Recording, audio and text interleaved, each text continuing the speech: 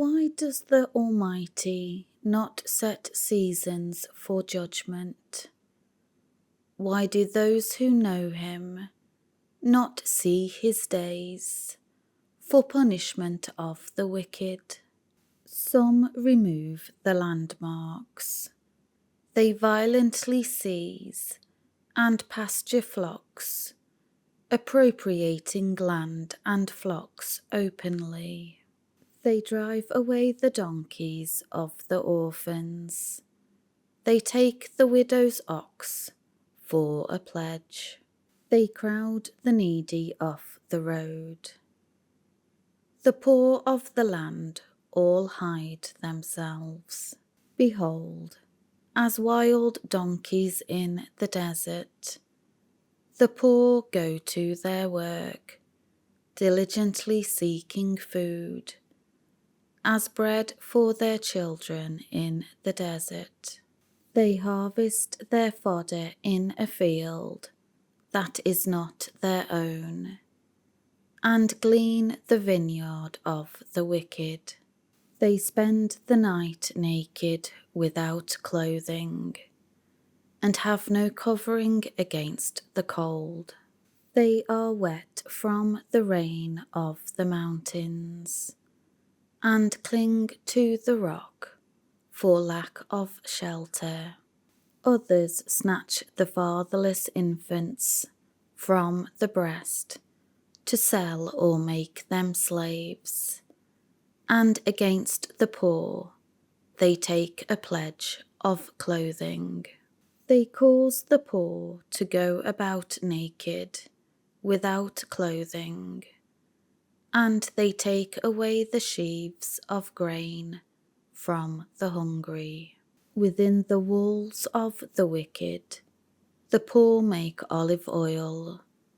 They tread the grapes in the wine presses, but thirst. From the populous and crowded city, men groan, and the souls of the wounded cry out for help. Yet God seemingly does not pay attention to the wrong done to them. Others have been with those who rebel against the light. They do not want to know its ways, nor stay in its paths. The murderer rises at dawn.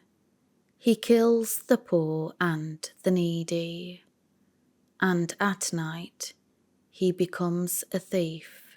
The eye of the adulterer waits for the twilight, saying, "No eye will see me," and he covers his face. In the dark, they dig into the penetrable walls of houses. They shut themselves up by day. They do not know the light of day. For the morning is the same to him as the thick darkness of midnight. For he is familiar with the terrors of thick darkness. They are insignificant on the surface of the water. Their portion is cursed on the earth. They do not turn toward the vineyards. Drought and heat consume the snow waters. So does Sheol, the netherworld, the place of the dead, consume those who have sinned. A mother will forget him. The worm feeds on him until he is no longer remembered, and wickedness will be broken like a tree, which cannot be restored. He preys on the barren, childless woman, and does no good for the widow. Yet God draws away the mighty by his power. He rises, but no one has assurance of life. God gives them security, and they are supported. and his eyes are on their ways. They are exalted for a little while, and then they are gone. Moreover, they are brought low, and like everything, they are gathered up and taken out of the way. Even like the heads of grain, they are cut off.